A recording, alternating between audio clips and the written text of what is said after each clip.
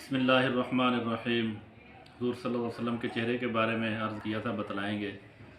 यतलअलअ वजहुहु तलअलुल क़मर लैलतल बद्र राजिल अश-शअर अज़ीमल हामा कस्सल लिहया सवाउल बत्न वस्सद्र।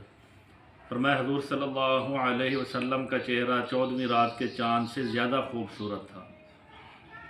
मैं 14वीं रात का चाँद हो, पूरे जोबन पर हो और हुज़ूर सल्लल्लाहु अलैहि वसल्लम बैठे हों, सहाबा इकराम रिज़वानुल्लाहि अलैहिम अजमाइन साथ बैठे हैं, कभी चाँद को देख रहे हैं, कभी हुज़ूर सल्लल्लाहु अलैहि वसल्लम के चेहरे को देख रहे हैं। तो मैं 14वीं रात का जो चाँद है, उसको जो चाँदनी मिली है वो हुज़ूर सल्लल्लाहु अलैहि वसल्लम के चेहरे से मिली है। 14वीं रात के चाँद से ज़्यादा खूबसूरत चेहरा।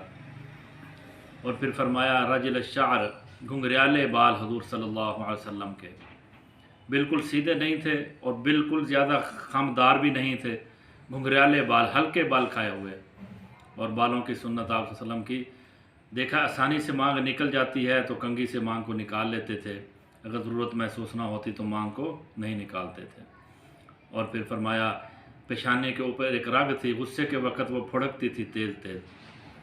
साहबा को पता चल जाता था कि आप सभी इस वक्त गुस्से में हैं, वो रग जो है वो हरकत कर रही है।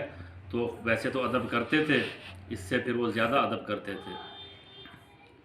कस्सल लिहया, फरमाया घनी दाढ़ी हुज़ूर सल्लल्लाहु अलैहि वसल्लम की, एक मुश्त दाढ़ी थी आप सल्लल्लाहु अलैहि वसल्लम की। और फिर फरमाया 20 से ज़्यादा बाल आप सल्लल्लाहु अलैहि वसल्लम के दाढ़ी और सर में इससे ज़्यादा नहीं थे।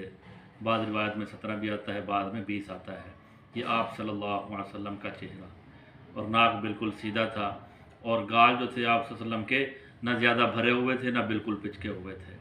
ये जो चेहरा था जो अर्ज़ किया था, जो आपको बताएंगे हुज़ूर सल्लल्लाहु अलैहि वसल्लम का।